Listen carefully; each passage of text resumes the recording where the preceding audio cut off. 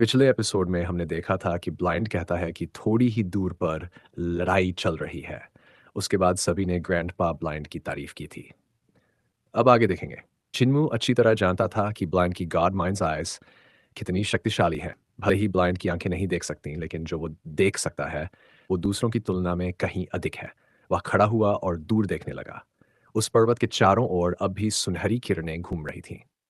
Green bull पूरी ताकत से दौड़ रहा था और जैसे जैसे वे पास आ रहे थे, वह सुनहरी रोशनी और भी घनी होती जा रही थी।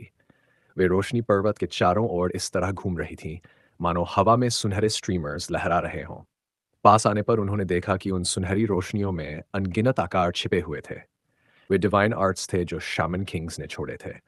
कुछ रोशनियों में मुड़ी हुई नाइफ्स छिपी थीं, कुछ में गोल्डन ह्यूमंस और कुछ में सुनहरे ड्रैगन्स लुढ़क रहे थे। शामन किंग्स की शक्ति अत्यंत भयावह थी।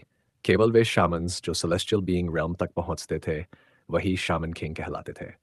लेकिन रोलंस गोल्डन पैलेस तो ग्रेट वॉल की पवित्र भूमि थी, इसलिए उनमें से कुछ लाइफ एंड डेथ realm के थे। और यहाँ तक कि एक डिवाइन ब्रिज realm स्तर का कल्ट मास्टर भी मौजूद था। ग्रीन बुल पर्वत से केवल 3 मील दूर रह गया था जब चिन्मू ने देखा कि पर्वत के आठों दिशाओं में एक एक शामन किंग खड़ा था। पूरब की ओर bird headed human body shaman king के हाथ में एक गोल दर्पण था, जिसमें से 12 सफेद हड्डियां निकल रही थीं। उस दर्पण से सुनहरी किरणें निकल रही थीं। पश्चिम की ओर लेपर्ड हेडेड शमन किंग के हाथ में एक सेप्टर था। उस सेप्टर के ऊपर किसी पूंछ जैसी वस्तु लिपटी हुई थी जो हिल रही थी, और उसके सिर पर एक सुनहरी स्कल था जिसकी आंखों से प्रकाश निकल रहा था। दक्षिण की ओर एक 3 सिरों वाला सुनहरा व्यक्ति था। उसके तीनों सिर वुल्फ हेड्स थे।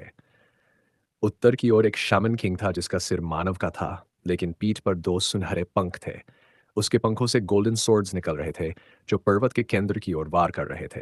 बाकी दिशाओं में भी शामन किंग्स अजीब आकारों में थे। कोई 8 भुजाओं वाला, कोई 6 पैरों वाला, कोई पंखों वाला, कोई हाथों में आंखें लिए हुए।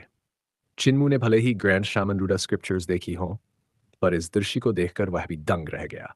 यह तकनीक जितनी विचित्र थी उतनी ही शक्तिशाली। पर्वत के बीचों बीच नाइफ लाइट चारों ओर से आ रहे डिवाइन आर्ट्स को रोक रहा था। कभी कभी विशाल चट्टानें ऊपर से गिरती, इतनी बड़ी जैसे कोई आंगन भर का घर हो। पर्वत अब लगभग नंगा हो गया था। बस सबसे ऊपर जहां चांसलर बादशाह खड़ा था, वहां थोड़ी हरियाली बची थी। बचर ने नजर डाली और राहत की सांस ली। फिर मुस्कुराया। बिग माउथ अभी जिंदा है, अब लौट चले।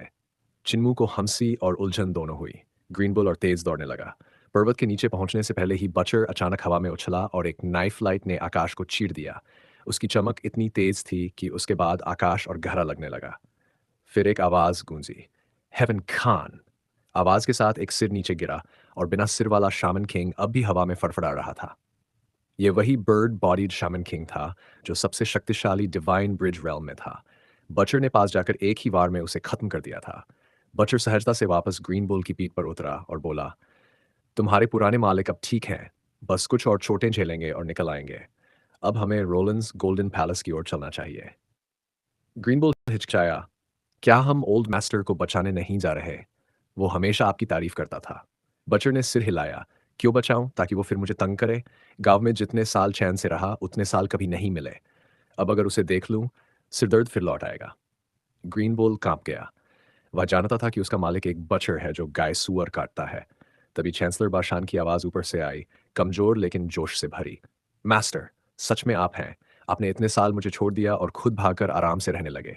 अब हिसाब चुकाना पड़ेगा। बचर ने बस कहा, भागो। ग्रीन बुल तुरंत पलट गया और रोलंस गोल्डन पैलेस की दिशा में दौड़ पड़ा। इधर चांसलर बादशाह को बाकी 7 शामन किंग्स ने रोक लिया था। अब वे डर गए थे। एक तरफ हेवन खान लौट आया था, दूसरी तरफ बादशाह अब भी जीवित था। ग्रीन बुल आधे दिन तक दौड़ता रहा और वे आखिर वीक वाटर्स झील तक पहुंच गए।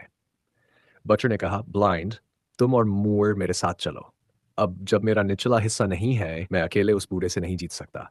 ब्लाइंड बोला, ठीक है। चिन्मू ने लिंगयुक्सियो, हुलिंगर और ग्रीन बुल को वहीं रहने को कहा। हम जल्दी लौटेंगे। लिंगयुक्सियो ने सिर हिलाया। सावधान रहना। बचर झील के किनारे पहुंचा और बोला, बादशाह ने अब तक कुछ नहीं सीखा। वो इस झील को हटा भी नहीं पाया। उसने गहरी सांस ली, इतनी शक्तिशाली कि उसके आसपास का सारा वातावरण जैसे उसके अंदर समा गया। हवा, धूल, यहाँ तक कि बादल भी उसकी ओर खींचने लगे। कुछ ही क्षणों में उसने झील की ओर फूंक मारी। वुश! पूरा वीक वाटर्स लेक मानो आसमान की ओर उठ गया। झील की लहरें दीवारों जैसी खड़ी हो गई और फिर दूर के स्नो माउंटेन्स में तल्स जा गिरी। अब झील का तल सूख चुका था। वहां सिर्फ साफ। चिन्मू ने हेवंस आइज से देखा। चील को ढकने वाला जादुई पर्दा भी उड़ गया था। लिंग्यूसियो ने कांपते हुए कहा, यह तो बैटल टेक्निक स्कूल का सबसे ताकतवर प्रैक्टिशनर है। वास्तव में बैटल टेक्निक स्कूल के सबसे ऊंचे योद्धाओं का शरीर देवता के समान होता है। उनका हर आंदोलन एक डिवाइन आर्ट बन जाता है। अब चिन्मू समझ गया। यही कारण था कि गांव के किसी भी बुजुर्ग ने उसे अपनी कला नहीं सिखाई थी। उसका Overlord body three elixir technique सब में सर्वश्रेष्ठ था, पर उसमें कोई विशिष्ट डिवाइन आर्ट नहीं थी। उधर रोलंस गोल्डन पैलेस में भगदड़ मच गई। एक ही सांस में झील को उड़ते देखकर सारे शमान किंग्स कांप उठे। ग्रैंड शमन ने अपनी सेप्टर थामी और दो सुनहरी किरणें उसकी आंखों से निकली। वे सीधे झील के तल पर चल रहे बचर, ब्लाइंड और चिन्मू पर पड़ी। वह रोलंस गोल्डन पैलेस का कल्ट लीडर था, वही जिसने बचर का निचला हिस्सा अपने शरीर में जोड़ लिया था। अब वही डर से कांप रहा था, क्योंकि बचर वापस आ गया था अपना शरीर लेने। उसके माथे पर सुनहरे पसीने की बूंदें चमकने लगीं। वह भीतर के सेक्रेड हॉल में गया। अंदर आर्ट वेदियां थीं, स्वेरन पर सुनहरी हड्डियां रखी थीं, और वोनाचवी पर एक दुबला पतला बूढ़ा बैठा था, मानो मृत्यु की अवस्था में। ग्रैंड शामन झुका और बोला, ग्रैंड मास्टर हेवन खान आ गया है। उस वृद्ध ने आंखें खोली। उसकी आवाज उल्लू की तरह तीखी थी। वो सेक्रेड चाइल्ड ऑफ रेइनकार्नेशन कहाँ है जिसे लाने को कहा था? ग्रैंड शमन कांपते हुए बोला, अब तक नहीं मिला। वृद्ध चिल्लाया, अगर वो बच्चा नहीं मिला तो मेरी 17 जन्मों की रीइंकार्नेशन व्यर्थ हो जाएगी। मैं देवता बनने से बस आधा कदम दूर हूं। झुक गया और मौन रहा। वृद्ध ने ठंडी आवाज में कहा, जब तक मैं जीवित हूं, हेवन नाइफ तुम्हें कुछ नहीं करेगा, लेकिन मैं अपनी जीवन शक्ति यूं व्यर्थ नहीं करूंगा। उसका शरीर लौटाओ और सेक्रेड चाइल्ड को तुरंत खोजो। ग्रैंड शमन चौंका। तभी उसकी कमर पर एक चमक उभरी। वह प्रतिक्रिया भी नहीं दे सका कि उसका शरीर अलग हो गया। वह शांत स्वर में बोला, जूनियर ब्रदर जैत्सो, अंदर आओ। एक शामन किंग अंदर आया और झुकर बोला, ग्रैंड शामन क्या बात है? ग्रैंड शामन ने अपनी सेप्टर उठाई और उसके सिर में भोंक दी, फिर उसका निचला शरीर काटकर अपने से जोड़ लिया। बिना किसी भाव के वह झुका और बोला, ग्रैंड मास्टर, डिसाइपल अनुमति चाहता है। वह अस्त व्यस्त वृद्ध अपनी आंखें बंद कर बोला, अगर तुम सेक्रेड चाइल्ड ऑफ रेनकार्नेशन को नहीं ढूंढ पाए तो तुम्हें परिणाम पता है। ग्रैंड शमन ने झुककर प्रणाम किया और बचर का निचला हिस्सा लेकर पवित्र सभागार से बाहर निकल आया। जैसे ही वह बाहर आया, हॉल के भीतर कचकचाने की आवाजें आने लगीं, मानो कोई शमन किंग जात्सो के शरीर को खा रहा हो। ग्रैंड शमन की आंखें झपकीं और उसकी कमर से एक तेज दर्द उठा। उसने जात्सो का शरीर अपने शरीर से बस जोड़ भर दिया था। जादुई शक्ति से दोनों हिस्सों को अस्थायी रूप से जोड़ा था। लेकिन उनकी हड्डियां, नसें, मांसपेशियां, रक्त और मेरिडियन चैनल्स किसी से नहीं जुड़ी थीं। उसे गुप्त औषधि का उपयोग करके इस शरीर को अपने शरीर के साथ पूरी तरह मिलाना था। जब से उसे बचर का शरीर मिला था, वह सोच रहा था कि अब वह अपने जीवन में एक और कदम आगे बढ़ सकता है। पर किसे पता था कि बचर अब भी जीवित होगा और अपने शरीर को वापस लेने आ जाएगा। ऊपर से ग्रैंडमास्टर की देह भी मुरझा चुकी थी, इसलिए वह बचर से आमने सामने लड़ने की हिम्मत नहीं कर सका, और अंत में उसे बचर का निचला हिस्सा लौटाना ही पड़ा। हालांकि शमन किंग ग्यात्सो कमजोर नहीं था, लेकिन वह ग्रैंड शमन के पुराने शरीर की बराबरी नहीं कर सकता था। अब फिर से अपने पुराने स्तर तक पहुंचने में शायद उसे सालों साल लग जाए। वह दर्द सहते हुए बचर का निचला हिस्सा लेकर पर्वत से नीचे उतरा। आधे रास्ते में उसकी मुलाकात चिन्मू, बचर और ब्लाइंड से हुई। ग्रैंड शैमन ने बचर का निचला हिस्सा नीचे रखा और कहा, हेवन खान। बचर ने अपने निचले हिस्से की ओर देखा, फिर ग्रैंड शमन की कमर की ओर और सिर हिलाया। क्यों परेशान हुए? फिर भी मैं तुम्हारा आभारी हूं कि तुमने मेरे शरीर को 200 साल तक जीवित रखा। ग्रैंड शमन की आंखों के किनारे फटक उठे। चिन्मू ने सुनहरी देह निकाली और कहा, ग्रैंड शमन, मैं तुम्हारा शरीर वापस लौटा रहा हूं। मेरे पास रखने का कोई फायदा नहीं। ग्रैंड शामन का चेहरा सख्त हो गया, मुझे इसकी कोई जरूरत नहीं। चिन्मू ने सद्भावना से कहा, तुम इसे किसी ट्रेजर में रिफाइन कर सकते हो, और तुम्हारा शरीर ठीक से जुड़ा नहीं है। मैं चिकित्सा कला में निपुण हूं। अगर तुम मुझ पर विश्वास करो तो मैं तुम्हारी देह को ठीक से जोड़ सकता हूं। ग्रैमन ठंडी हंसी हंसा, क्या तुम इस मौके पर मुझे नुकसान पहुंचाना चाहते हो? वह निचला शरीर उठाकर चला गया। चिन्मू ने सिर हिलाया और कहा, हर सच्चा चिकित्सक अपने मरीज को अपने बच्चे जैसा मानता है। मैंने सोचा था कि उसकी देह को जोड़ने का अभ्यास कर लूं ताकि बाद में ग्रैंडपा बचर की मदद कर सकूं। बचर मुस्कुराया, मैं तुम्हारी चिकित्सा पर भरोसा करता हूं। अगर अपोथेकरी होता तो और अच्छा होता, पर ग्रेट रूइंस लौटने में बहुत समय लग जाएगा। फिर वह ऊंची आवाज में चिल्लाया, ओ बुजुर्ग भूत, क्या तू अभी भी जिंदा है? रोलिंस गोल्डन पैलेस से एक तीखी आवाज आई। अगर हेवन खान अब तक नहीं मरा तो मैं कैसे मर सकता हूँ? बचर ठंडी हंसी हंसा। तू अभी नहीं मरा, पर मैं तुझे जल्द ही मरवा दूंगा। चलो। चिन्मू ने बचर का शरीर उठाया और तीनों पर्वत से नीचे उतर आए। ब्लाइंड ने पीछे मुड़कर देखा और बोला, वो जो अंदर है बहुत ताकतवर है। बचर ने सांस छोड़ी। मेरे बिना निचले शरीर के मैं उसका मुकाबला नहीं कर सकता, इसलिए तुम्हें मेरे साथ आना पड़ा। वह बुजुर्ग 17 बार पुनर्जन्म ले चुका है, यानी उसने 18 जीवन जिए हैं। उसकी उम्र शायद 10,000 साल से ज्यादा होगी, और फिर भी वो नहीं मरा। मैंने उससे कई बार लड़ाई की है। बहुत भयंकर शक्ति है उसमें। चिन्मू दंग रह गया। 18 जीवन, 10,000 साल की उम्र, ये कैसे संभव है? बच्चों ने हंसकर कहा, क्यों नहीं? तुमने ग्रेट रूइंस में देवताओं और दैत्यों को देखा है जो उससे भी पुराने हैं। इस दुनिया में बहुत सी डरावनी चीजें हैं, पर तुम अभी बहुत युवा हो, उनसे सामना करने का समय नहीं आया। वह आगे बोला, वो बूढ़ा शायद देव या दैत्य नहीं है, पर उनसे कम भी नहीं। उसे अतीत की बहुत सारी बातें और रहस्य पता है। अगर वो दुश्मन न होता तो भी नहीं लड़ता। ब्लाइंड ने सिर हिलाया। हाँ, इस दुनिया में सचमुच कुछ डरावने अस्तित्व हैं, जैसे मेरी आंखें। वह वहीं रुक गया। चिन्मू का दिल जोर से धड़क उठा। ब्लाइंड की आंखें किसी ने निकाल ली थीं, पर उसने कभी नहीं बताया कि किसने। उस रहस्य के पीछे क्या था? रोलिंस गोल्डन पैलेस से दूर निकलने के बाद वे फिर लिंग यूक्सियू से मिले और एक बड़बड़ नगर पहुंचे। वहां चिन्मू ने औषधीय जड़ी बूटियां खरीदी और अपने थैले से एक बड़ा कॉल्ड्रन निकाला। ग्रैंडपा बचर, मुझे तुम्हारे शरीर को पहले उबालना होगा, ताकि ग्रैंड शामन का जहर और रक्त हट जाए। उसने पानी डाला, जड़ी बूटियां मिलाईं, और जब उबाल आने लगा तो बचर का निचला शरीर उसमें रख दिया। हुलिंगर ने चिंतित होकर पूछा, क्या ये पक तो नहीं जाएगा? ब्लाइंड मुस्कुराया। जब मांस की खुशबू आएगी तब समझना पक गया। बचर ने गुस्से से कहा, मेरा शरीर देवता की तलवार से कटा था, जरा सी गर्मी मुझे क्या करेगी? कुछ देर बाद चिन्मू ने पानी का रंग देखा। फिर उसने एक शीशी खोली और उसमें से कुछ सूखे लाल काले मेंढक मेंढक डाले। वे पहले सूखे थे, पर गर्म पानी में जीवित होकर तैरने लगे। वे शामन पॉइजन सोख रहे थे। कुछ ही देर में वे जहर से मर गए। चिन्मू ने पानी 9 बार बदला और अंत में देखा कि बचर का खून फिर से लाल हो गया है और नसों में बहने लगा है। रात गहरी हो चुकी थी। लिंग यूक्सियो, छोटा लोमड़ी और ग्रीन बुल सब सो चुके थे। ब्लाइंड बांस की छड़ी पर झुककर ऊँघ रहा था। सिर्फ चिन्मू और बचर जाग रहे थे। चिन्मू ने कहा, ग्रैंडपा बचर, अब तुम्हें खुद ही ऊपरी देह पर उगी झिल्ली काटनी होगी, क्योंकि मैं तुम्हारे शरीर को नहीं काट सकता। बचर ने अपनी पिग स्लॉटरिंग नाइफ निकाली, दांत भींचे और खुद ही झिल्ली को काट दिया। उसकी शक्तिशाली एक्टिवेशन ने खून को तुरंत सील कर दिया। चिन्मू ने निचला हिस्सा बाहर निकाला, उस पर पहले से ही ताजा घाव था। उसने ड्रैगन सलाइवा निकाली और दोनों भागों के घावों पर लगाई। क्षण भर में वहां मांस उगने लगा, जैसे छोटे छोटे लाल कीड़े हिल रहे हों। उसने दोनों हिस्सों को जोड़े बिना पहले नसें, मेरुदंड और टेंडन्स को अपनी वाइटल ची थ्रेड से एक एक कर जोड़ा। धीरे धीरे शरीर एक हो गया, बस कमर की त्वचा बाकी थी। चिन्मू ने वहां भी ड्रैगन सलाइवा लगाई। त्वचा उगाई और घाव पूरी तरह बंद हो गया। फिर उसने बचर को उठाकर मेडिसिनल कॉल्ड्रन में रखा, अंतिम औषधियां मिलाईं और धीमी आंच पर पकाया। कुछ देर बाद बचर ने कहा, मुएर, बहुत मेहनत की तूने। चिन्मू मुस्कुराया। ग्रैंडपा अपोथेकरी ने मुझे ये सब सिखाया है, इसमें मेहनत क्या? बचर ने कहा, बस यही आशा है कि तेरा नाम अपोथेकरी जैसा बदनाम न हो।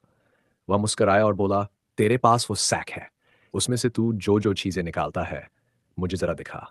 चिन्मू ने कहा, मुझे ये सैक रोलिंस गोल्डन पैलेस में मिला था। पता नहीं कैसे इसमें लगभग 1 एकड़ की जगह है। बचर ने सैक खोला, झांका और हंस पड़ा। मुएर, लगता है तूने रोलिंस पैलेस का खजाना साफ कर दिया है। चिन्मू का चेहरा लाल हो गया। बचर बोला, क्रिपल से सीखना, पर उसकी लत मत लगाना। हम सबकी कुछ बुरी आदतें हैं। क्रिपल चोरी करता है, अपोथेकरी जहर देता है, मैं घमंडी था और स्वर्ग से लड़ने चला गया। ब्लाइंड घमंडी है, डेफ अभिमानी, म्यूट किसी को कुछ नहीं बताता, विलेज चीफ रहस्यमय बना रहता है, और ग्रैनी तो उपद्रव कर रही है। डर है कहीं तू हमारी सारी बुरी आदतें न सीख ले। चिन्मू ने गंभीरता से कहा, चिंता मत करो ग्रैंडपा बुचर, जब से मैं गांव से निकला हूं मैंने कोई मुसीबत नहीं खड़ी की। पेट्रियार्क मुझसे बहुत खुश है। बचर हंसा, अच्छा है। मुसीबत करना गलत नहीं, बस उसे सुलझाना भी आना चाहिए। उसने सैक को झटकते हुए कहा, यह सैक मैंने पहले देखा है। इसका नाम टाउटी सैक है, जो टाउटी की खाल से बना है। ग्रेट रूइंस में एक प्योर ब्लड टाउटी होना चाहिए। अगर हमारे गांव वाले मिलकर उसका सामना करें तो उसे हरा सकते हैं। तेरा सैक प्योर ब्लड से नहीं बना, पर ब्लड लाइन बहुत उच्च है। मैंने जो सैक देखा था उसका व्यास सिर्फ 10 फीट था। चिन्मू चकित हुआ। मैंने कुछ ऐसे मकान देखे हैं जो बाहर से छोटे दिखते हैं, पर अंदर बहुत विशाल होते हैं। ऐसा कैसे? बचर बोला। आसान है। टाउटी की हड्डियों को पीसकर सीमेंट या पेंट में मिला दो। इससे अंदर की जगह बढ़ जाती है। टाउटी एक डिवाइन बीस्ट है, एक प्रकार का ड्रैगन। वह सिर्फ खाता है पर कभी मलत्याग नहीं करता, इसलिए उसके पेट का स्थान बहुत बड़ा होता है। उसकी खाल से सैक बनते हैं, हड्डियों से घर, पर प्योर ब्लड बहुत कम बचे हैं। बातें करते करते चिन्मू सो गया। जब वह जागा तो आग बुझ चुकी थी। वह आग जलाने ही वाला था कि बचर की आवाज आई, मुअर, जरूरत नहीं, मेरा शरीर अब ठीक है। चिन्मू ने देखा, बचर पूरी तरह तैयार था। उसने नई पैंट और साफ कपड़े पहने थे और उसकी दाढ़ी भी मुंडी हुई थी। वह मुस्कुराया, तू अब बड़ा हो गया है मुअर। पहले हम तेरा सहारा थे, अब तू हमारा बन गया है। तभी बाहर से ब्लाइंड की आवाज आई, अरे सुअर काटने वाले, अगर ज्यादा बात की तो तू निकल नहीं पाएगा। तेरा शिष्य पहुंच गया है। बचर हंसते हुए बाहर आया। मुअर, तेरे टाउटी सैक में एक देवता का हाथ है। मैं उसे अपने पास रख रहा हूं क्योंकि वह देवता अभी भी जिंदा है। अगर तू उसे साथ रखेगा तो वह तुझे विनाश की ओर ले जाएगा। चिन्मू दंग रह गया। वो देवता अब भी जिंदा है? बचर ने कहा, मैंने तब इसे स्वर्ग से काटा था, तो जाहिर है वो अब भी जिंदा है। बचर और ब्लाइंड एक सीध में चल रहे थे और धीरे धीरे दूर जाते जा रहे थे। भले ही उनके कदम धीमे थे, उनकी रफ्तार बेहद तेज थी। दूर से बचर की आवाज आई, ये वही हाथ है जिसके बदले मैंने अपना निचला हिस्सा खो दिया था, लेकिन इस पर का डिवाइन फ्लैश शायद निकाल लिया गया है और उसे स्पिरिट पिल्स में बदल कर खा लिया गया होगा, इसलिए अब सिर्फ हड्डियां बची हैं। मुअर, नए साल पर गांव जरूर लौटना। ब्लाइंड की आवाज भी दूर से आई। चिन्मू ने उन्हें जाते देखा और मुस्कुराया।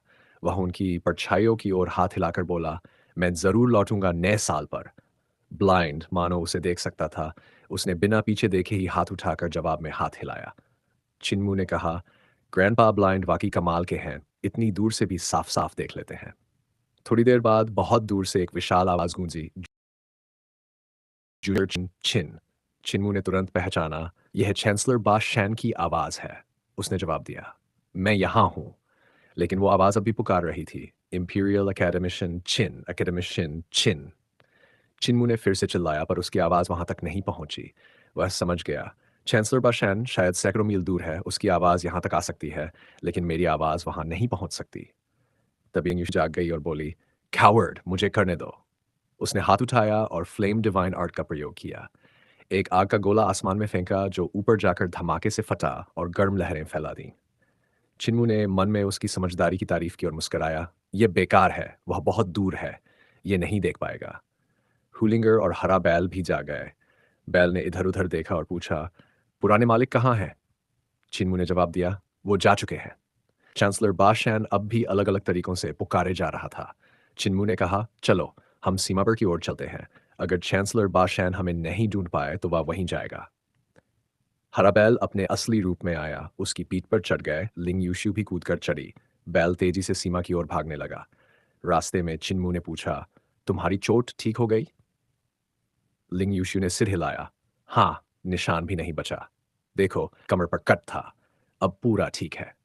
उसने कपड़ा ऊपर उठाकर अपनी कमर दिखाई। यही था। उसकी त्वचा बहुत नाजुक और गोरी थी, शायद कभी धूप में नहीं रही थी। चिन्मू की त्वचा पहले काली थी क्योंकि वह गर्मियों में सर्जिंग रिवर में नग्न तैरता था। अब इंपीरियल कॉलेज आने के बाद वह थोड़ा हल्का जरूर हुआ था, लेकिन लिंगयुक्षु से फिर भी थोड़ा सांवला था।